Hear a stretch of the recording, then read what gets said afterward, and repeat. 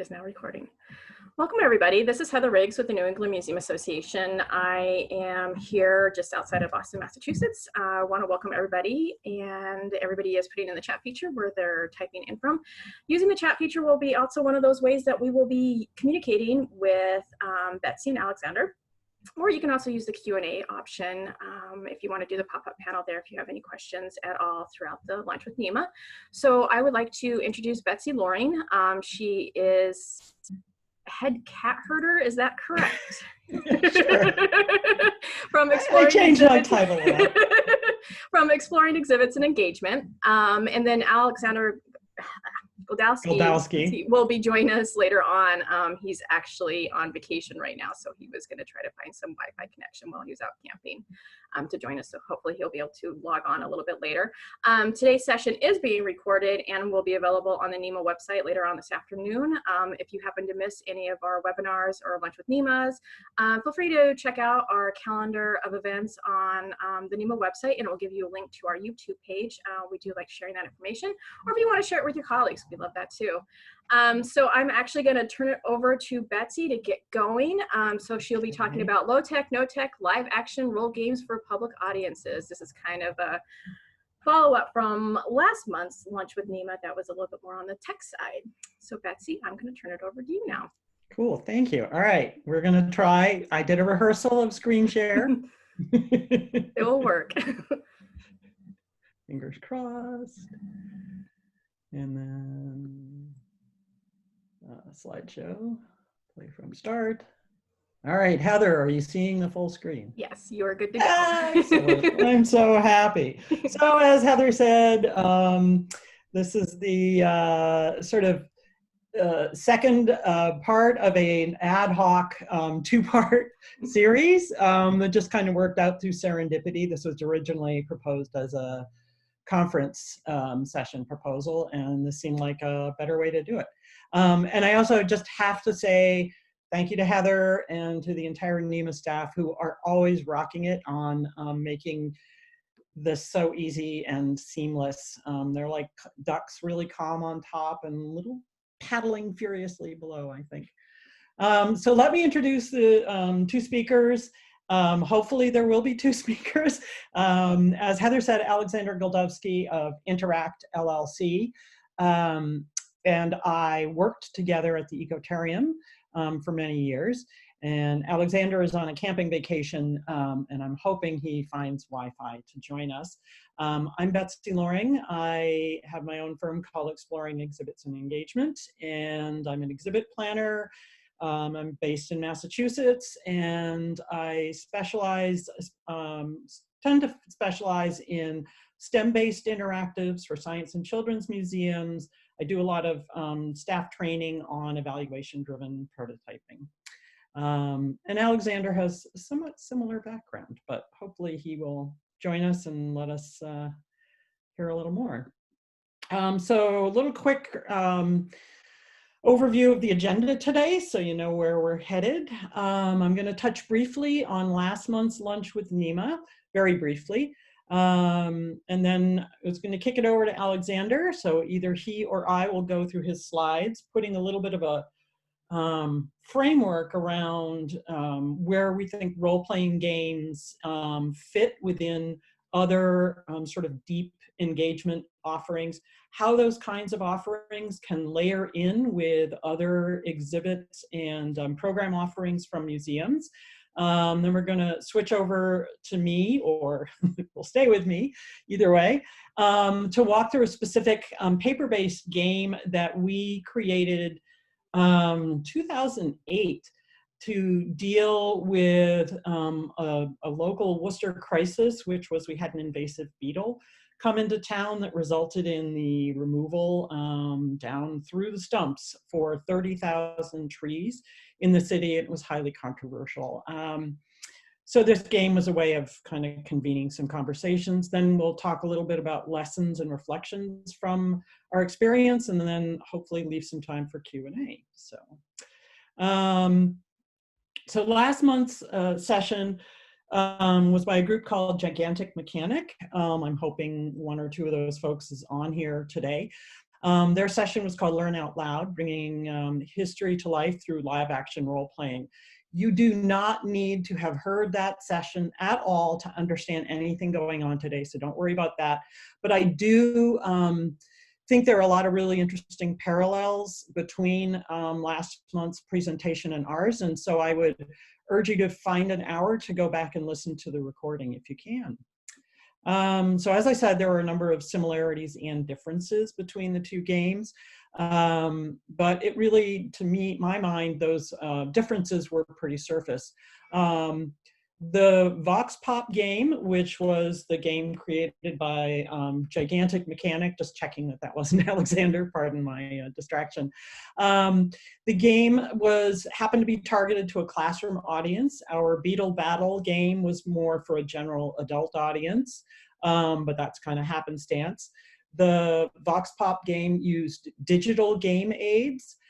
People were holding tablets in their hands. In the case of the Beetle game, they're paper-based aids. Basically, we printed out game cards on paper.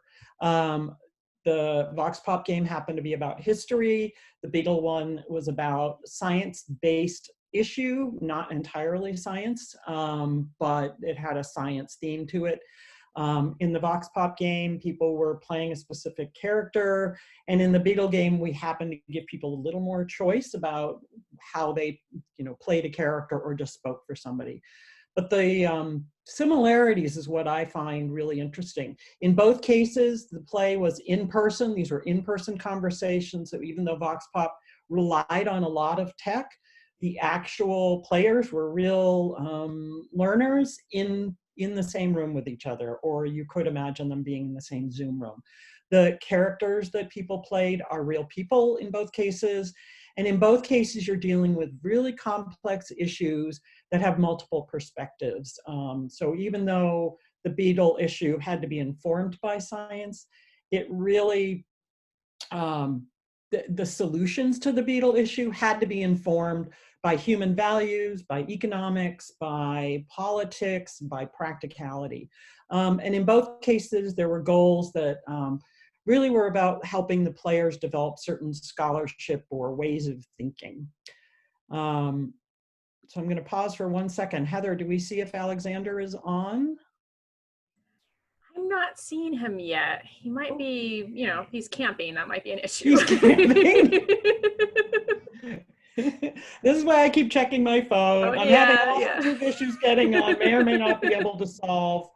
Betsy, right we now appreciate you being able he's on his third network. Oh no.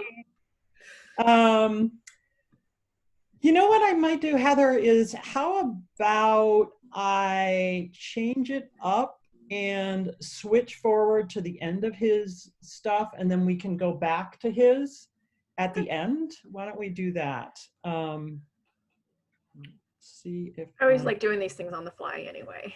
Gonna do it on the fly. So I'm going to jump straight to the end of Alexander's presentation and just talk about, and really this is setting up my part of the presentation. The issue that was going on in Worcester in 2008 was we had this beetle came in on packaging from China, and it was munching through, it loved maple trees, and it would eat, it will eat any hardwood tree except oak. And so the threat in Worcester was that the beetle could escape a very forested city and escape into the maple forests up north, meaning Vermont, New Hampshire, and Eastern Canada. So it was an enormous economic threat to the hardwood timber, the maple sugaring industry, and the leaf peeping, because the leaves that are really beautiful in the fall foliage happen to be the maples. So we had to respond to this. This was really roiling up Worcester, and I can go into that a bit more. And we had a number of responses to the project, to the issue. We created this little exhibit. In the exhibit, we actually did a CT scan of the log that had been, of a log that had been destroyed by beetles to try and give people more of an inside look. We also happened to have a tree canopy walkway and captured a lot of visitors that way. Hey, Alexander, I'm going to the end of your proposal. Alexander may be able to pop up. And on our tree canopy walkway, we gathered a lot of information about what people thought about the beetle, where there were misconceptions, why people were worried about it, and things like that. And then finally, we added in this play decide game, which was the beetle game I'm going to talk about a little more in a few minutes. Alexander, do we have you? I don't know if we have him yet. I think he froze a little bit, but he is Oh, somewhat there. Trying. All right, I'm going to carry on. And I don't think I'm going to be able to. Okay.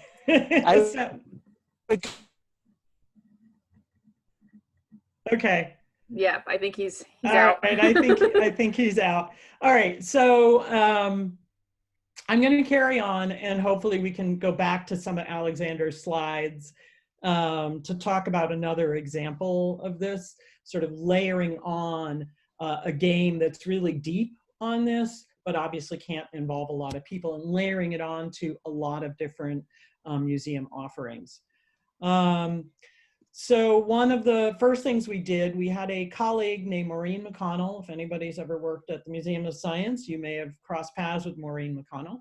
And one of the things she suggested was to go ahead and get a log CT scanned to show what was going on inside. We included that in our exhibit. And you know, it really, the exhibit captured a fair amount of people. We could get some amount of information on here, but these are short, pithy little texts. We really couldn't get super in-depth. And we knew that there needed to be an opportunity to do a lot more in-depth conversations with folks.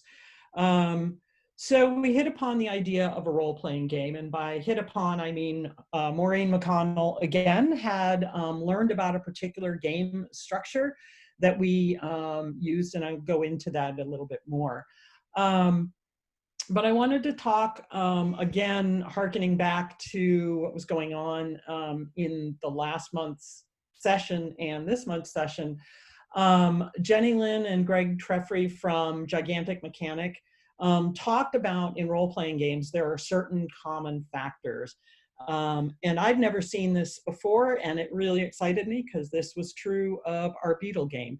So giant hat tip to Greg and Jenny for putting this up, but there are some common factors that are in a role-playing game. Is one, you're establishing a world in which the game takes place. You're establishing a conflict within that world that needs to be addressed, and you're establishing the characters who are going to deal with that game.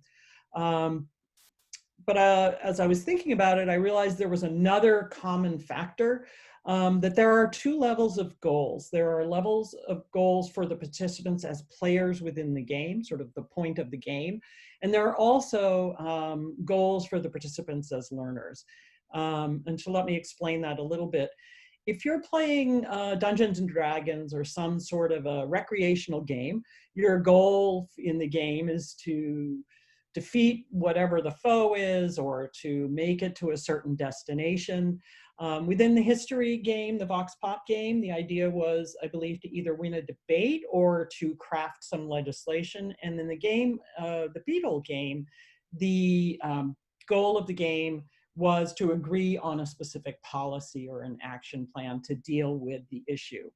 But the goals for the participants as learners was the sort of larger goal.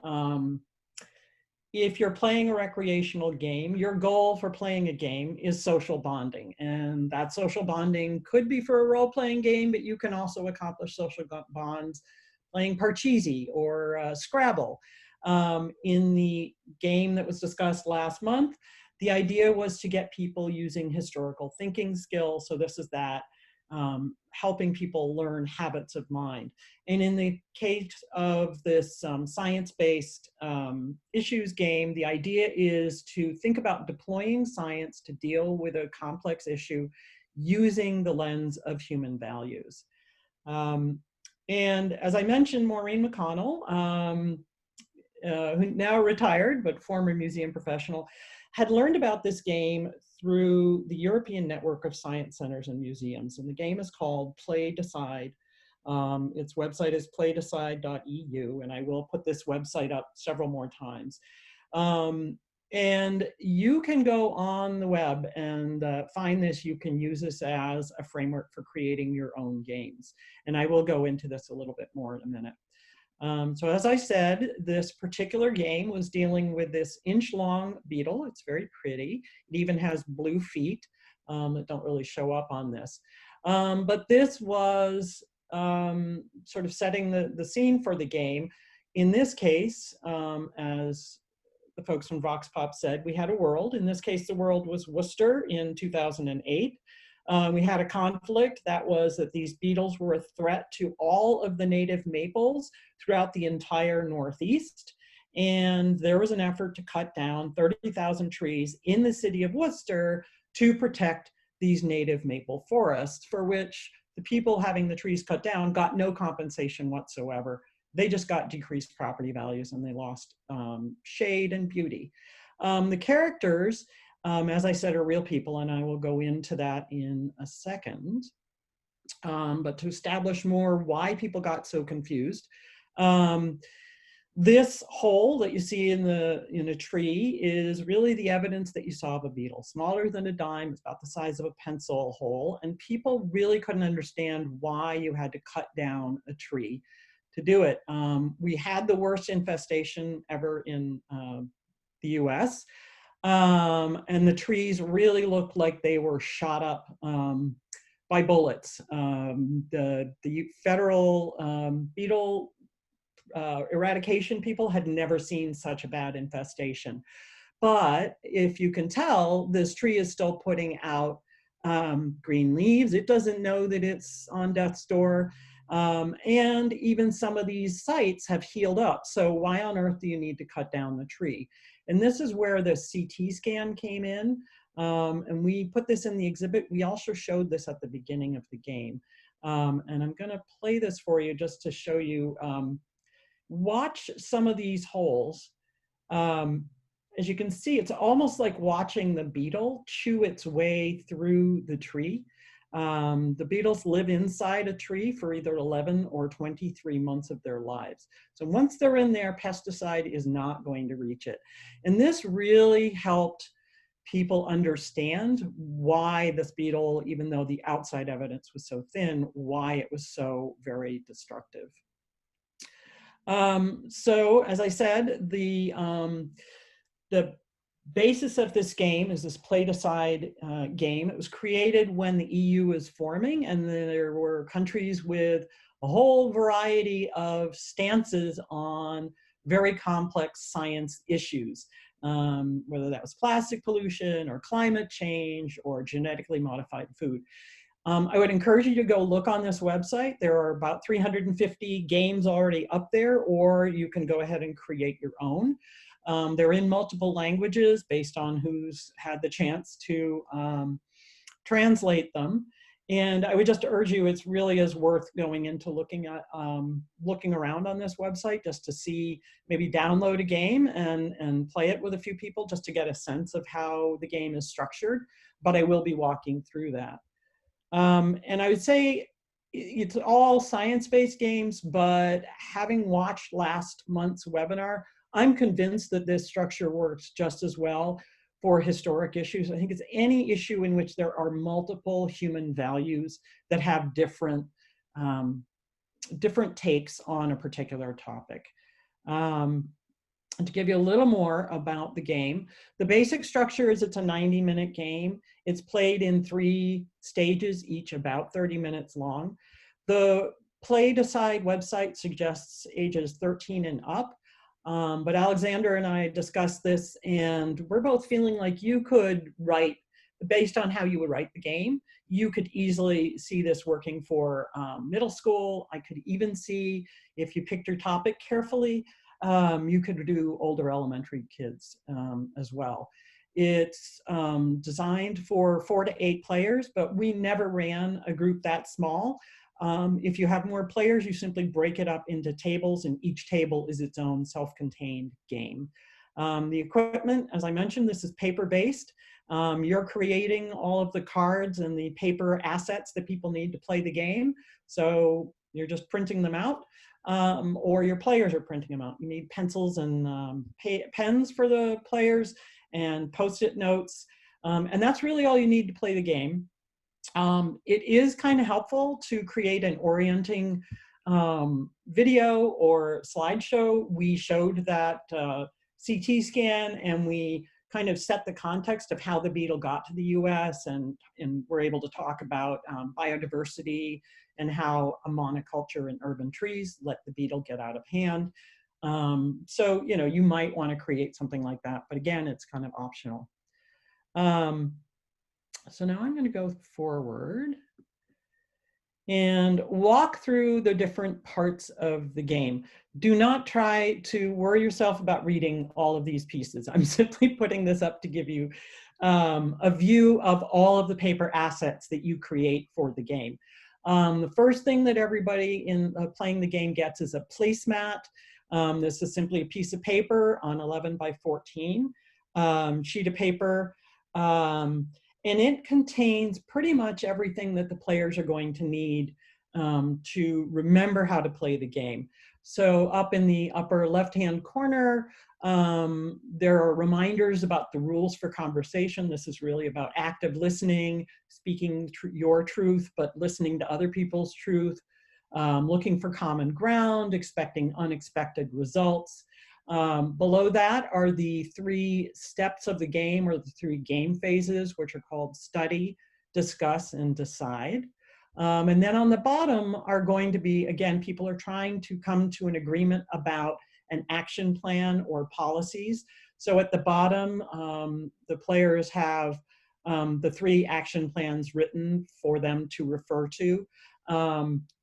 They're going to be getting the same action or policy options on another sheet of paper, which will have room for them to create their own policy, because by the time they've talked, they're not going to like being held to those 3 policies. And then up in the main body of the placemat are places where they're going to select some of the other cards. They're going to read all the cards that are passed around, but they're going to select some specifically to talk about, and they're going to put them on the placemat. So you need one of these per player in front of every single player. The first cards that are going to be passed around are called story cards. And this is where you're introducing your characters. If you try to read this tiny fine print, which you absolutely do not need to, you will notice that this has nothing to do with the beetle. I couldn't find my beetle cards. So these are downloaded from a plastics pollution game, but the point is still the same. These are first-person characters. These should be real people. If you can't find a viewpoint, you might want to create an amalgamated character, but these should be true voices. You want to get a diversity of stakeholders in the issue. You want to be sure that you have people speaking in support of each of the different policies that you have put forward. But you also want to be sure that there might be some voices that don't have megaphones. So be sure you're elevating voices that have not been getting their voice out in the local media. We spoke to the people we had for our voices, included the first person to have reported the beetle. It was a homeowner, USDA people, so federal workers working on the beetle. Politicians were really easy to get because they put their quotes in the paper. But then we also did some interviews to capture some other voices. All of the players are going to read all these cards. They're going to be passed around the table at the beginning. And then the players are each going to select one. And they can select a voice. This is where we had some flexibility in role playing. You could pick a character, a person, and really role play that person. But you could pick somebody who had a voice, a point of view that you've never considered, or even somebody who you completely disagreed with. You had whatever motivated a player to pick that character, that was fine.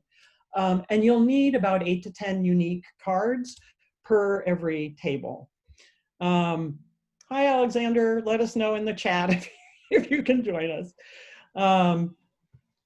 The next cards are the 2 different types of cards that really contain all the information that players are going to need in order to discuss the issue, confidently. On the left, we have information cards, and we tried to make these be sort of science facts, back when science facts weren't up for debate. You need somewhere between 12 and 18 unique cards. You really try and get 1 topic per card. So you need to do enough of these to really give the full picture. So this is a great place for facts, dates, data, but it's also a really good place if there is confusing vocabulary. There was a lot of controversy around the word host tree, which I can discuss in question and answer if we need. But certain vocabulary was really causing a lot of the conspiracy theories in town. So it was important for us to include that. These cards are also passed around the entire table. All the players read all of them, and then they pick 2. Issue cards, same thing. They're going to be passed around the table, and players are going to read all of them and pick 2. Issue cards are more where you have the yes, but. So we had city councilors calling for pesticide spraying, but that literally spraying does nothing to stop the beetle. So it was a chance to say things that maybe didn't really ring true. It's a great place for cost benefit. So the interests of 2 different stakeholders, like the maple farmers and the Worcester homeowners. So it was a great place to sort of put in all of those human values that were going to inform how you wanted to put those information cards into play. The next cards, people do not read in advance, and these are really cards to keep the conversation going. On the left, we have what Play Decide calls challenge cards. I didn't like that term. None of us like that term because challenge just sounds has a negative connotation. So we called them spark cards. These are little conversational prompts like, what's the person on your right thinking about this? Or is there some topic that nobody's discussing? These were dealt out around the table. They're face down. Players just put them on their placemat. And the time to bring these out is after everybody at the table has had a chance to speak at least once. The spark cards are a good way to help people move their conversation forward, stop rehashing what they've already said, and bring in another perspective, another run at the topics. Excuse me. And then finally, the yellow cards on the right. You only need 1 per player, and they are perfectly self-explanatory. The yellow card says, use the yellow card to help the group stick to the guidelines. These are the rules of play. Waive it if you feel a guideline is being broken or if you do not understand what's going on. My guess is that the #1 use for the yellow card is when people forget to take turns in conversation and everybody's talking at once. The yellow cards can go flying to get everybody back on track. Other collateral that's handed out in the game, they have something called on Play Decide, they have white cards. These are literally blank cards that let players write new issue or conversational spark cards or new info cards that you didn't think about. We used Post-it notes, they're just fine. These are really valuable to you as a game creator. Go collect these at the end of a play session to see if there are any cards that you wish you could have added in, and you can add that into your next iteration.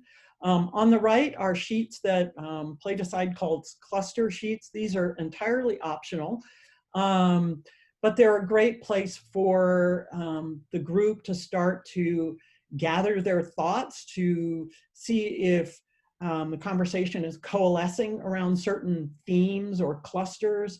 And if certain cards within the game, whether people have decided to put them on their placemats or they're sitting in the middle of the table. So I think these could be really good if you're finding that 2 or 3 consensuses or sort of whatever consensi are emerging. This would be a great way to capture that. It could be a way to capture if everybody at the table agrees to one thing, like we oppose pesticides for any purpose, or we feel that protecting native species is more important than anything else. If the group has sort of sub-agreements, this might be a way to capture that, but it's really up to the group how to use them. Another thing that's passed out, this is also printed on 11 by 17.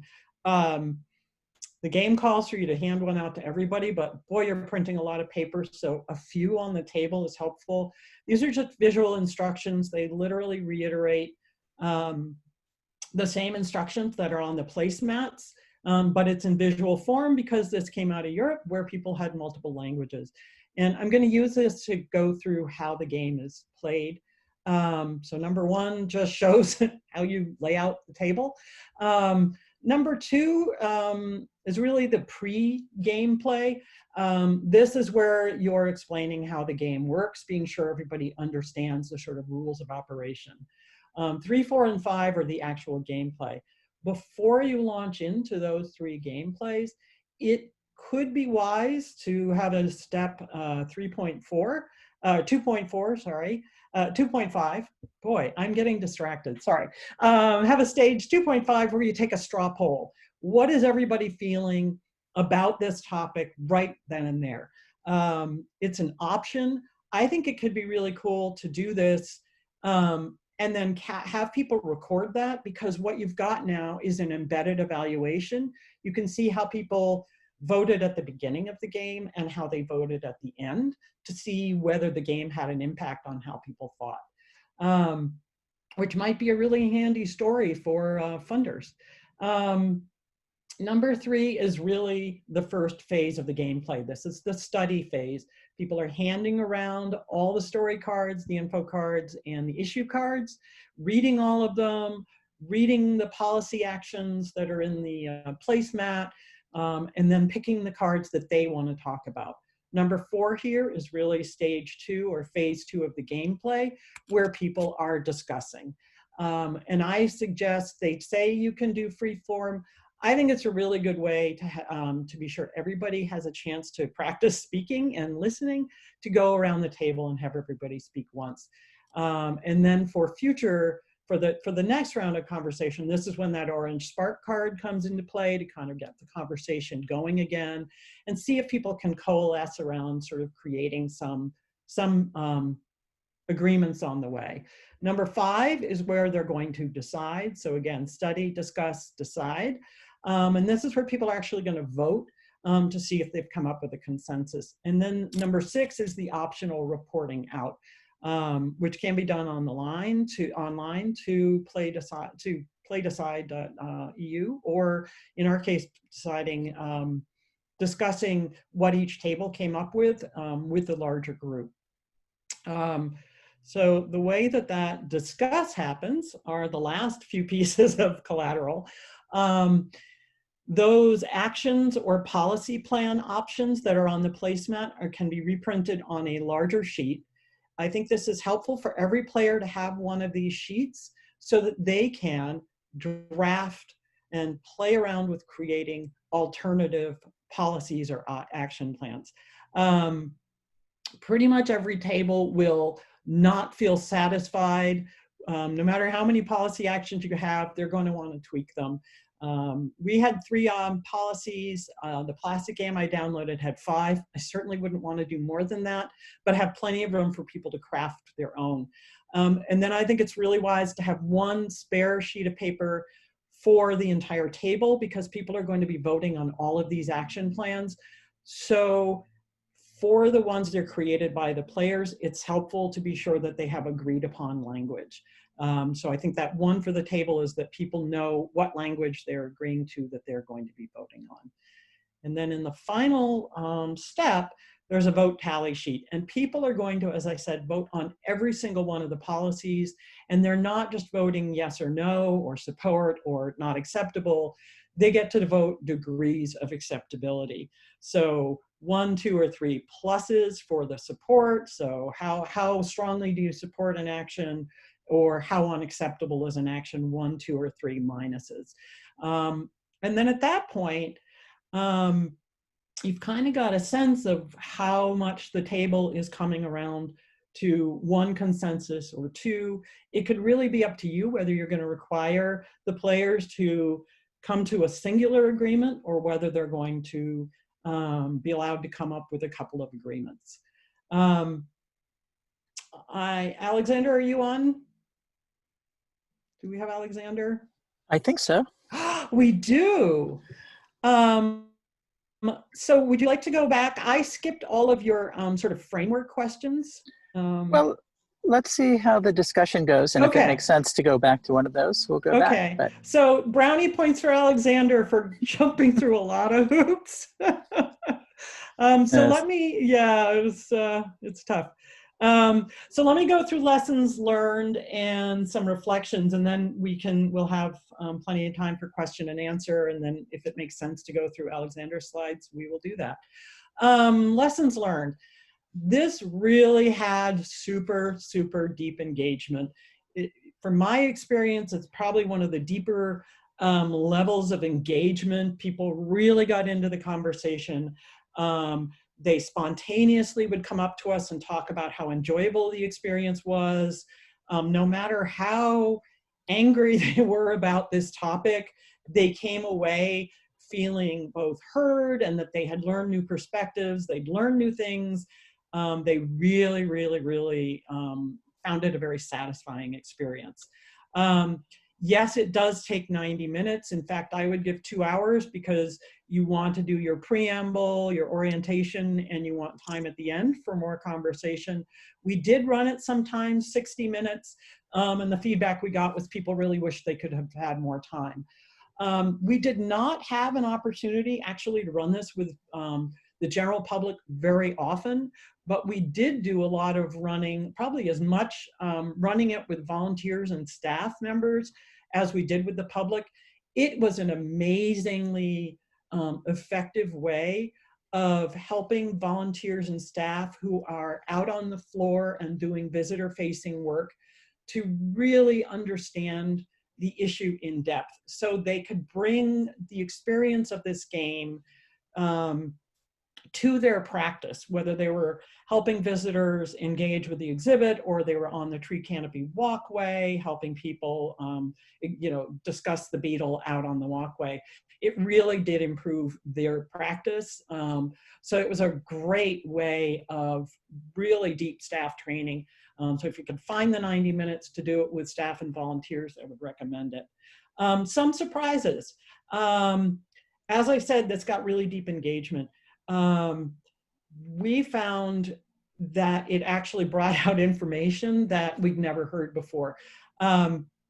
If you attended NEMA in 2009, the NEMA conference, we actually ran this beetle game at a conference session. So A, congratulations for a long memory. B, it means that you are at least a decade further in your career. So congratulations for making that milestone. And when we ran the game at the conference, we actually got the couple that discovered the beetle, the sort of homeowners that discovered the beetle, to come to NEMA. And we also got several of the federal employees who worked on the beetle eradication. So we were playing the game with ringers, and I happened to be at the table with the USDA person. We'd worked with them now for a year and a half on beetle eradication communication, and I learned stories from those people that they had never spoken before. The game gets people beyond their elevator speech and even beyond the next thing they say to friends and family. It uncovered stories that we just would not have heard any other way. So that was a really, really interesting surprise. And that's the kind of stuff that could go on to those Post-it note white cards.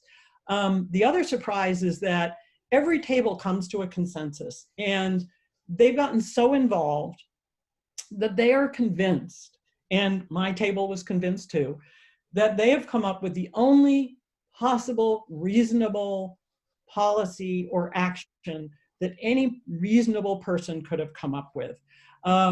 So when you've got a lot of tables playing the game, and each table reports out, it is surprising to learn that your consensus, the one and only reasonable person's consensus, has nothing to do with the consensus of the other tables. So consensus isn't consensus. And that's where I think having that extra time at the end could be really interesting, to have people discuss how their discussion went. So some metacognition, because it just gets that other level of depth going. Betsy, could I mention one thing there? Please, yes. You sort of touched on it, but I think the fact that the museum really became a convener and not just a communicator of information from other sources, you know, to the work with the USDA and the sort of involvement of all the parties really put the museum playing an important role in sort of contributing to the whole issue and certainly the dialogue around the whole issue. Absolutely. So that's the perfect segue into the next thing, which is sort of reflection. Was, as Alexander said, we, at the time, our executive director, Alexander and I worked together, along with Maureen, who found the game. And our executive director at the time was a business person, and not just in professional history, but that was the persona, that was his identity. And so doing this, which was going to cost us money, that wasn't in the budget, was a big decision for him to let us run with this. And it was because he was from Worcester, and he felt like and environmental issues were not his big gag, you know, they weren't his gig. But he felt like this was a really important service to the community.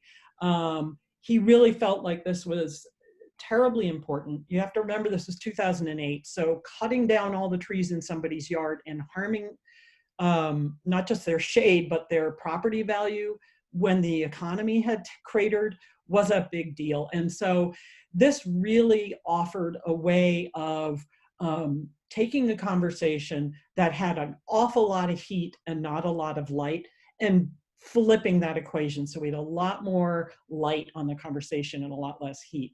And it fit in with, you know, we had to do exhibits, we had to do other short-term programs, but this allowed us to really dive into that sort of community service. It is a fair amount of work to write, but if you've already written an exhibit, most of that work is already done for you. This is not a decide on Monday that next Saturday you're going to do this game. It is an investment.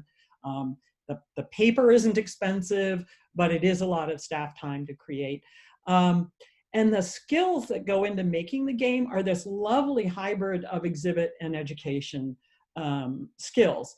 The exhibit folks, those of us who are doing exhibit work, or those of you who do exhibits and programs, those exhibit skills, really good at researching the topic and breaking it down into bite-sized chunks and really pithy texts that go on the cards.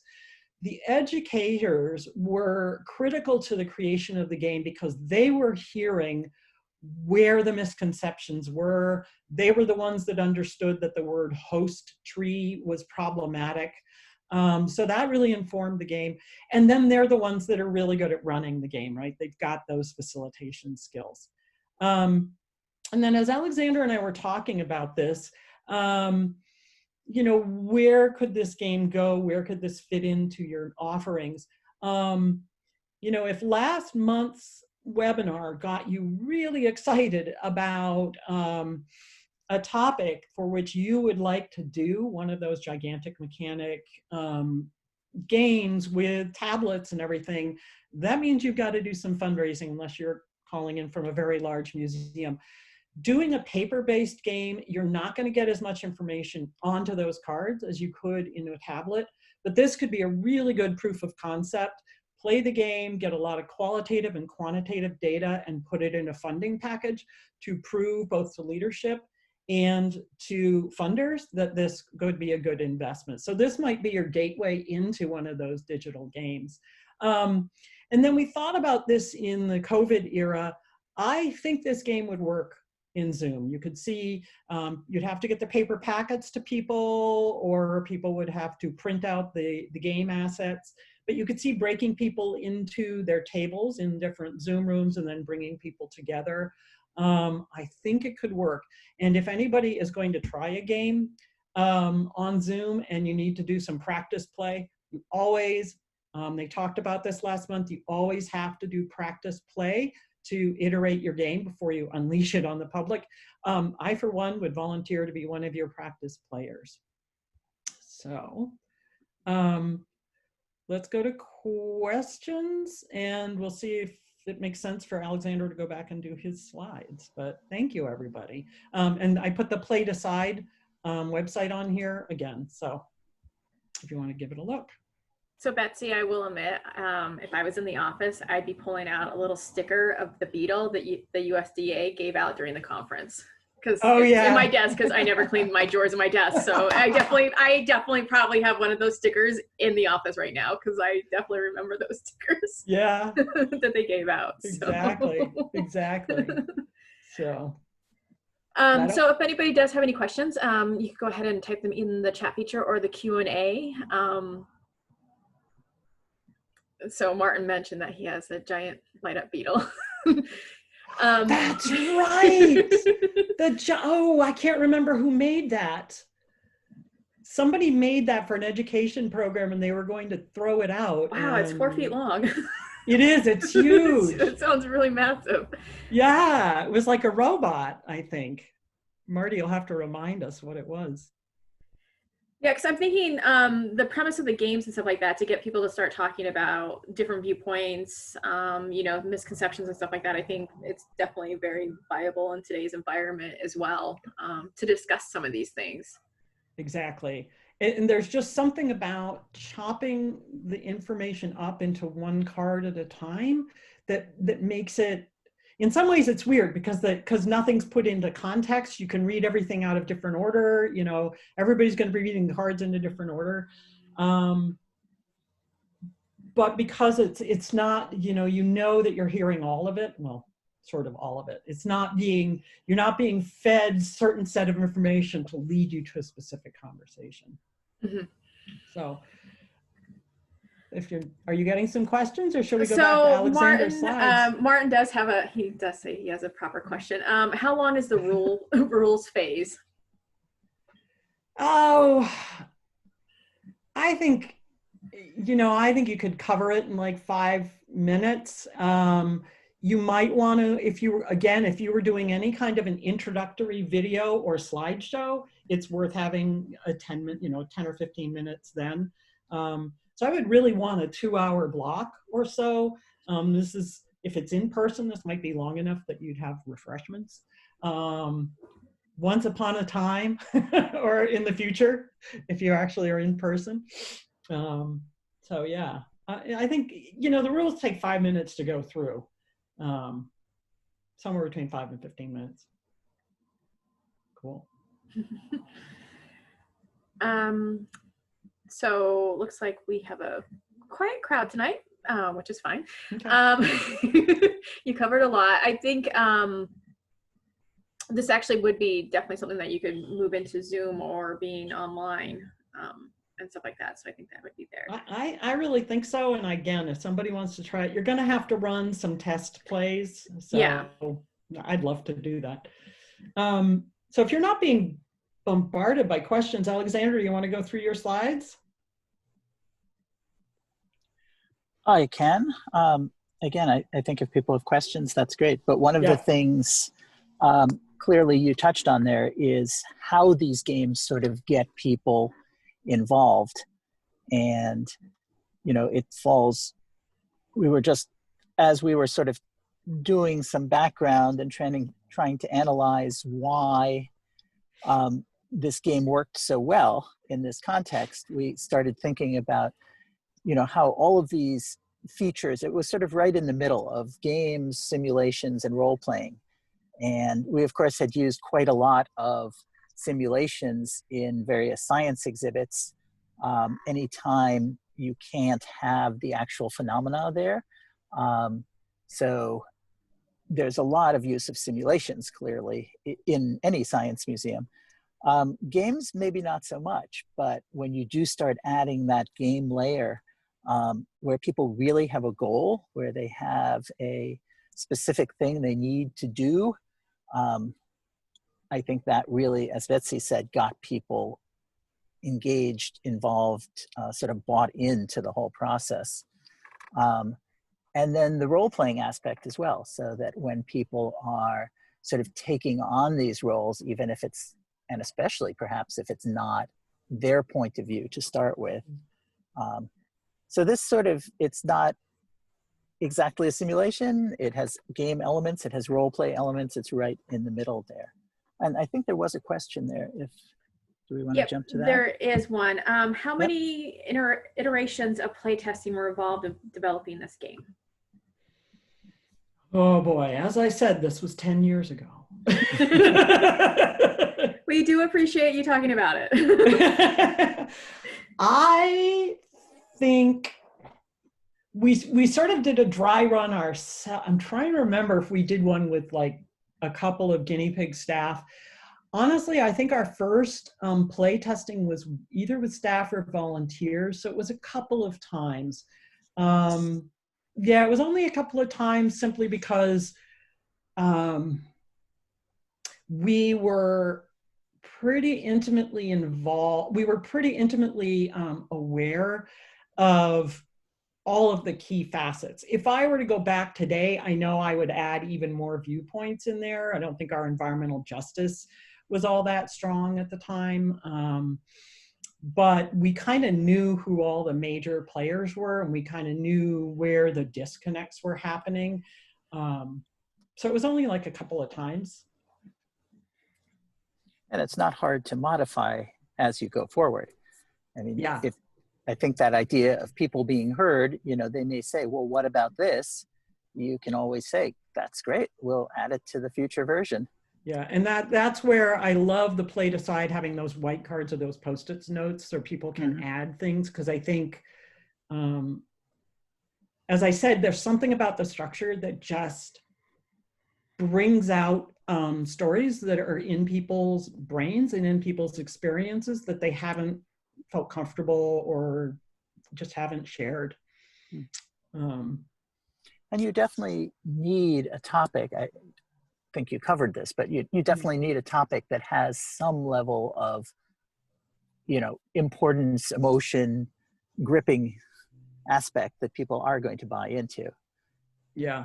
I heard the term at the Association of Science and Technology Center a while back called socio-scientific issues, meaning, which is pretty much every issue today, but issues that require the STEM fields to understand and even to create potential solutions, but the deployment of those solutions have to be informed by societal values, by ethics, economics, politics, practicality, you know, all of those different aspects. Alexander, I'm going to go to your next slide, the first one after the Venn diagram. I don't know if you can see anything, but. Well, we just got a question about how relevant this is to more global issues. I think, you know, it's interesting. We were talking recently about, you know, would this work on sort of a global warming or climate change sort of issue? I think one of the things, I think it would. I think one of the things you want to think about, though, is where it really impacts people very personally. So rather than, you know, sort of talking about the entire atmosphere and the chemistry of the atmosphere, that might be background information. But if it was about who pays for flood control in your city, is it the businesses right on the waterfront? Is it the businesses, you know, all of the businesses? Is it a new tax? Is it a, you know, something that just the people on the waterfront are on their own? Is there a government plan? You know, those are the sorts of issues where it really gets into sort of those socio questions, you know, what's ethical, what's right, you know, what are people going to stand for? Is it a not in my backyard issue? So I think I would break down the global issues to something that has that really personal players. And when you get into the role cards and the role players, they need to have a personal stake in the matter. Yeah, almost every game on, well, okay. Almost every game that I've looked at on the Play Design, there's 350 games. I did not read every German or Danish game, is a global issue. And this is why the EU created this, was because you had multiple countries coming together and all having different viewpoints on a particular topic. So plastic pollution in the ocean, global climate change, genetically modified food, you name it. These are big global issues, but as Alexander said, they all have different impacts locally. And so I think having that local hook can be really important to getting people to play. I mean, it depends how big your audience is. If you're doing a national convening, if you're playing this game with people from across the country, then you might want a voice from the East Coast, a voice from the West Coast. You might want those viewpoints to be more far-flung. But as Alexander said, with climate change, one of the big issues that climate communicators have is so often people believe climate change is real, but they don't think it's impacting them locally. Until you point out, well, there's more flooding, there are more tornadoes, there are more invasive pests like beetles, you know, that they do need that hook. And you're always walking the balance because you want to be sure that all the stakeholders are represented. So while this was a Worcester problem, we were the ones who were sacrificing, in the view of Worcester people, to protect people we'd never met up north. I mean, and I will say that 8 years later, Vermont maple farmers came down and threw a pancake breakfast with Vermont maple syrup for the beetle eradication team in Worcester. But waiting 10 years for a pancake breakfast is a little thin gruel. So I think it's really, you know, you have to think about both local impact and locally resonant issues, but recognizing that when we fling our arm, we might be slapping somebody 5 counties or a country away. So, cool.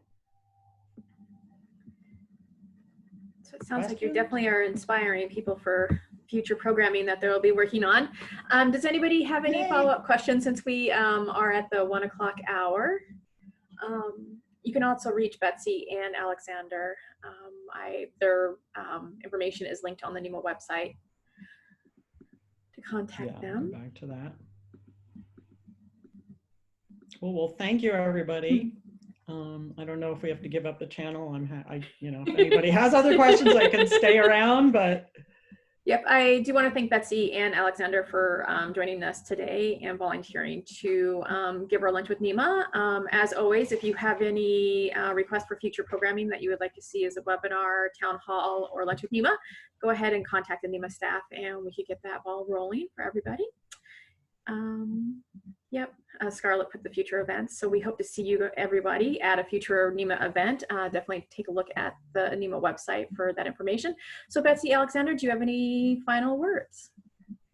My word is to go on that website, see, you know, read through one game and start imagining your programming, your mission, and see what you could do with it. It's really fun. Absolutely. And if people develop stuff, I would love to see it. And I imagine Betsy would be curious. So keep the conversation going. Yeah. And if anybody wants to do one on climate change, I know 2 consultants who would be really interested. All right. So Thanks, everybody. I think we're going to sign off. And I want to thank everybody for staying on. And we will see you at a future programming. Bye.